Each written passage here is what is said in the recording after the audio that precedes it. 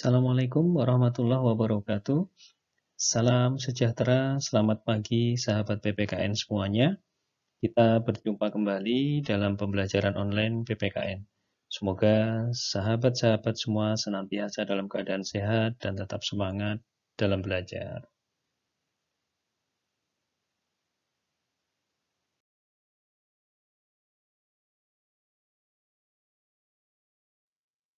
Untuk itu, marilah kita senantiasa mengucap syukur kepada Tuhan Yang Maha Esa, dan mari biasakan mengawali dan mengakhiri setiap kegiatan yang baik dengan doa.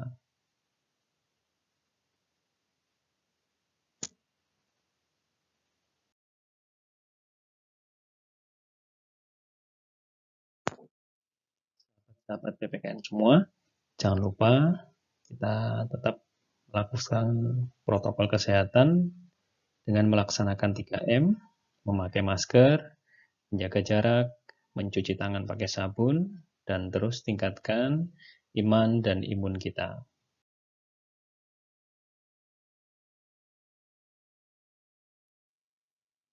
Sebuah motivasi untuk kita, wujud dari ilmu adalah tindakan, bukan pengetahuan semata. Baik, sahabat PPKN, dengan kalian melakukan 3M dan 2I, artinya kalian sudah turut berpartisipasi membantu mencegah penularan COVID-19. Sehingga ilmu yang sudah kalian ketahui akan membawa kebaikan serta manfaat bagi kalian dan sesama.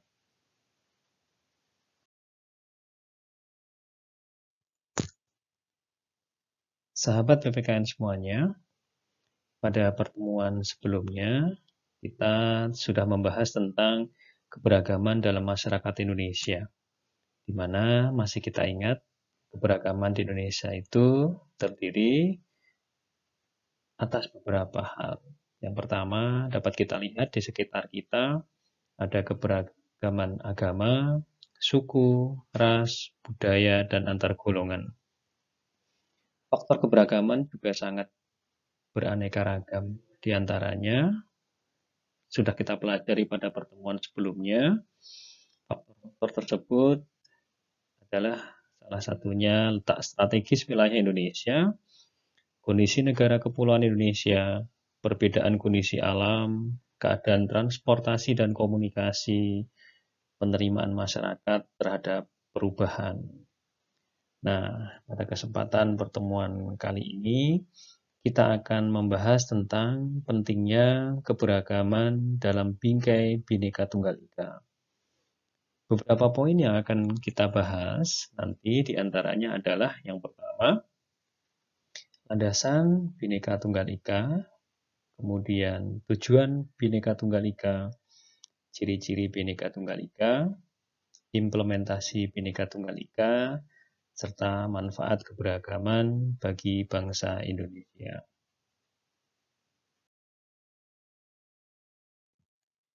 Adapun tujuan pembelajaran kita pada kali ini adalah setelah mempelajari hakikat Bhinneka Tunggal Ika, peserta didik mampu mengemukakan landasan hukum dan tujuan Bhinneka Tunggal Ika dengan benar. Yang kedua, setelah mempelajari hakikat Bhinneka Tunggal Ika, peserta didik mampu menganalisa ciri dan implementasi Bhinneka Tunggal Ika dengan tepat. Yang ketiga, setelah mempelajari manfaat keberagaman, peserta didik mampu mengimplementasikan sikap positif di tengah kehidupan masyarakat yang heterogen dengan baik. Yang keempat, setelah melaksanakan atau melakukan cakap literasi, peserta didik dapat menyimpulkan pengertian dan makna semboyan Bhinneka Tunggal Ika.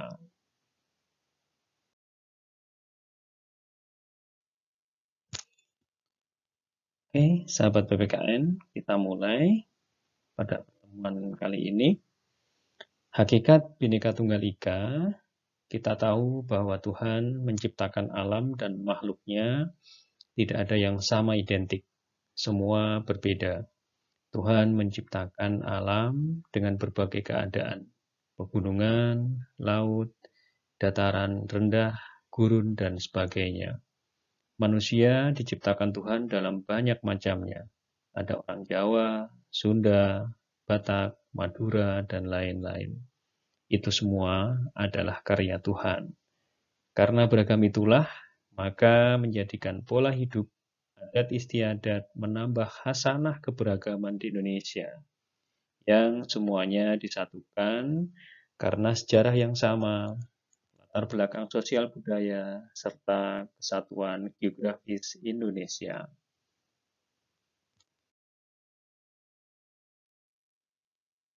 Keberagaman memiliki dampak positif dan negatif tentunya. Ketika cara pandang, cara berpikir, dan bersikap terhadap suatu hal berbeda, maka tidak dapat dihindari terjadi ketidakharmonisan di dalam masyarakat. Adanya konflik sosial, baik vertikal maupun horizontal, yang sering kita lihat di tengah-tengah masyarakat kita, merupakan contoh dampak negatif dari keberagaman di tengah masyarakat heterogen. Namun, ketika kita bijaksana dalam bersikap, arif dalam berpikir, tentunya kita dapat merenungi bahwa kita tumbuh dan besar dari sebuah keberagaman itu sendiri. Keluarga adalah lingkungan terkecil masyarakat, di mana kita tumbuh dan belajar dari keberagaman sikap, sifat, dan karakter. Namun, karena kita sadar saling membutuhkan satu dengan yang lainnya, maka kita dapat saling mengerti, toleransi, mengisi, melengkapi, dan menutupi kekurangan satu dengan anggota keluarga lainnya. Alhasil, tumbuhlah persatuan yang kuat dalam sebuah keluarga, sehingga mampu melewati berbagai macam ujian dan dapat mencapai tujuan yang diharapkan. Itu adalah hakikat Bhinneka Tunggal Ika. Bangsa Indonesia besar di tengah keberagaman. Kita disatukan latar belakang sosial budaya, geografi, dan sejarah yang sama. Persatuan tumbuh karena adanya persamaan pandangan ideologi, falsafah hidup, yang tercermin dalam sila-sila Pancasila yang menjadi dasar negara Indonesia. Kita semua sepakat menanggalkan identitas suku, agama, ras, dan golongan dalam pergaulan bermasyarakat, melebur menjadi satu Indonesia. Bhinneka Tunggal Ika. Satu semboyan yang sering kita dengar yang bermakna berbeda-beda tetapi tetap satu jua. Sejarah Bhinneka Tunggal Ika berasal dari ungkapan Jawa kuno. Bhinneka dikutip dari sebuah puisi Kakawin Sutasoma yang ditulis Empu Tantular saat pemerintahan Kerajaan Majapahit sekitar abad 14.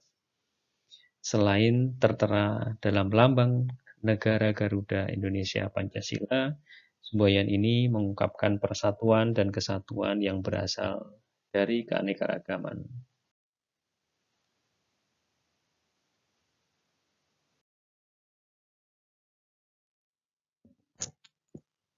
Oke, tadi sejarah singkat tentang Bhinneka Tunggal Ika.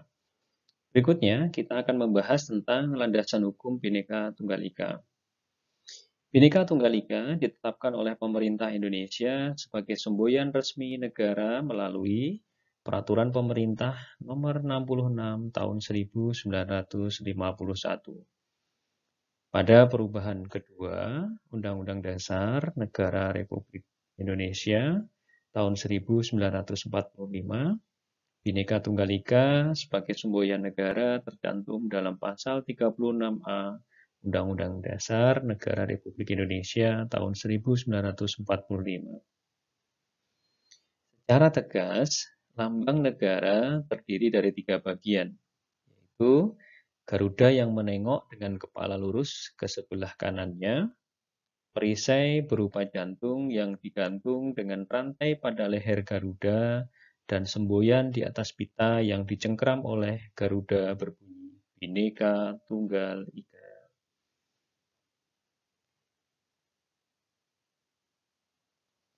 Kemudian, tujuan Bhinneka Tunggal Ika yang pertama adalah mempersatukan bangsa Indonesia.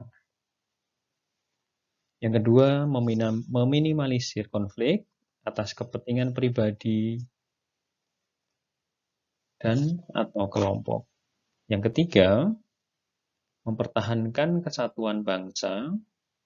Yang keempat, mencapai cita-cita negara Indonesia. Yang kelima, menciptakan perdamaian. Yang keenam, mewujudkan masyarakat madani.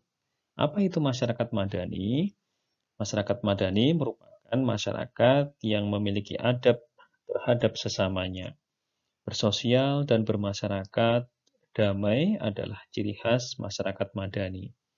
Menjadi masyarakat madani juga merupakan salah satu tujuan yang penting dari Bhinneka Tunggal Ika, di mana masyarakat Indonesia bisa bersosial tanpa memandang suku, ras, atau perbedaan lainnya.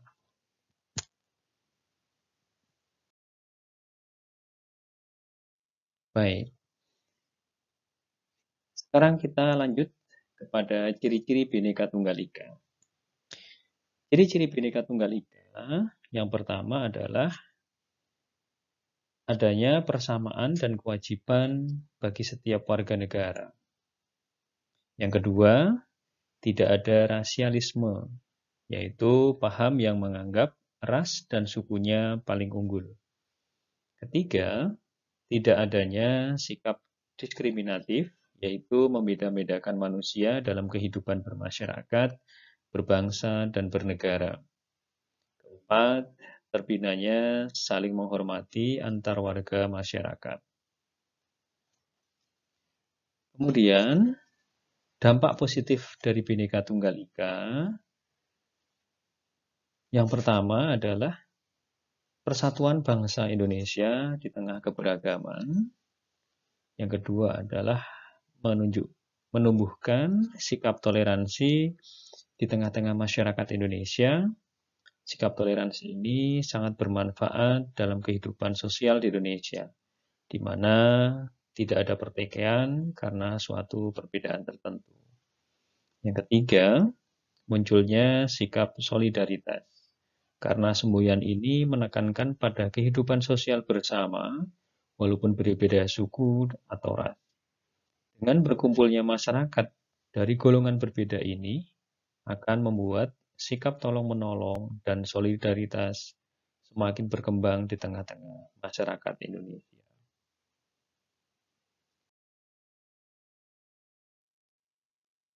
Oke, kita lanjut, sahabat PPKN semua, yaitu tentang implementasi Bhinneka Tunggal Ika atau penerapan Bhinneka Tunggal Ika. Yang pertama, implementasi Bhinneka Tunggal Ika adalah mementingkan kepentingan bersama. Sebagai masyarakat Indonesia yang baik, tentu saja wajib untuk menerapkan isi dari Bhinneka Tunggal Ika. Salah satu cara penerapan yang benar adalah dengan mengutamakan kepentingan bersama sebelum kepentingan pribadi.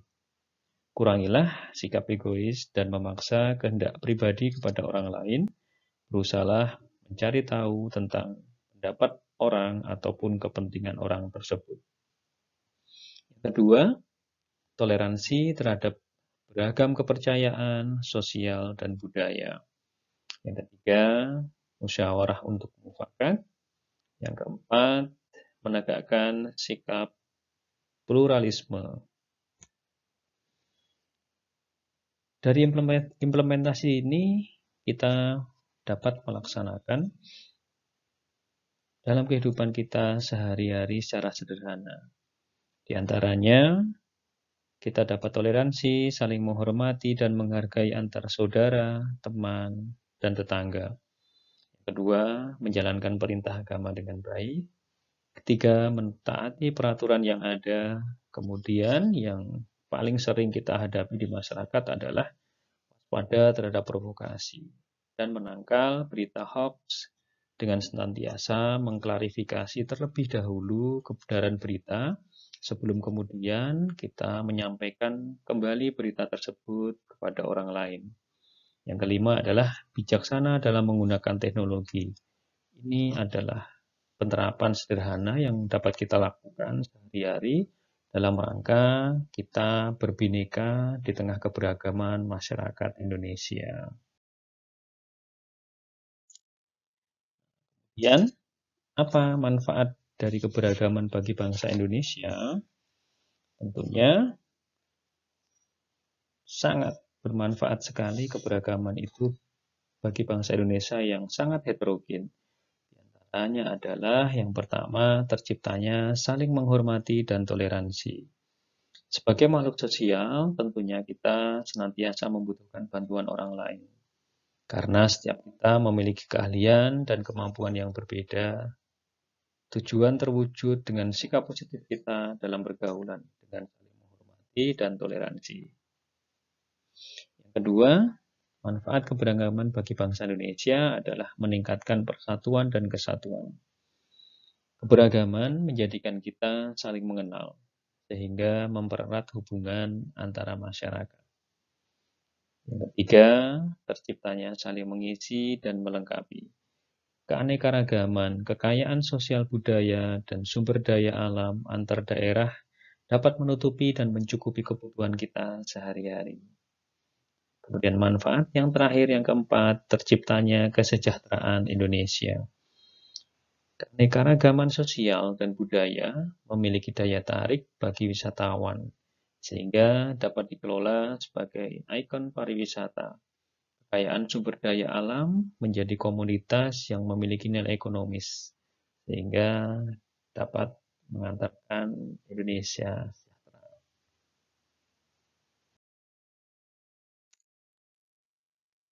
Oke, sahabat PPKN semuanya, dapat kita simpulkan bersama pada kesempatan pertemuan kita kali ini. Yang pertama adalah Indonesia sangat beragam. Keberagaman itu karya Tuhan. Keberagaman Indonesia meliputi suku, agama, ras, dan antar golongan. Khasanah Indonesia yang menjadi ikon dan identitas Indonesia di mata dunia. Kesimpulan yang kedua, Indonesia satu. Bukan karena persamaan sejarah, tujuan, letak geografis, dan sosial budaya masyarakatnya. Yang ketiga, Bhinneka, semboyan, dan lambang persatuan. Indonesia pernah berjaya pada masa Majapahit di tengah keberagaman. Bhinneka Tunggal Ika menyatukan perbedaan dalam mencapai tujuan nasional bersama. Kemudian kesimpulan terakhir yang dapat kita petik dari pertemuan kita hari ini adalah kunci persatuan dalam keberagaman di tengah keberagaman adalah toleransi, saling menghormati, saling menghargai, bijaksana dan arif dalam berpikir, bersikap, dalam pergaulan, bermasyarakat, berbangsa, dan bernegara.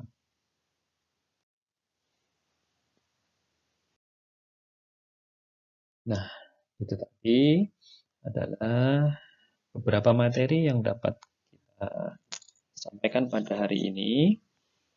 Semoga dapat menginspirasi kita sebagai warga negara yang baik, yang hidup di tengah keberagaman Indonesia. Sebelum Bapak akhiri pertemuan kali ini, ada sedikit latihan. Setelah kalian mempelajari pengertian dan makna Bhinneka Tunggal Ika, coba silahkan dibuka buku paket PPKN kalian untuk membuat kesimpulan dari pernyataan pada tabel berikut. Kalian bisa melakukan literasi baik melalui buku paket atau kalian bisa browsing dengan handphone kalian. Oke, selamat mengerjakan.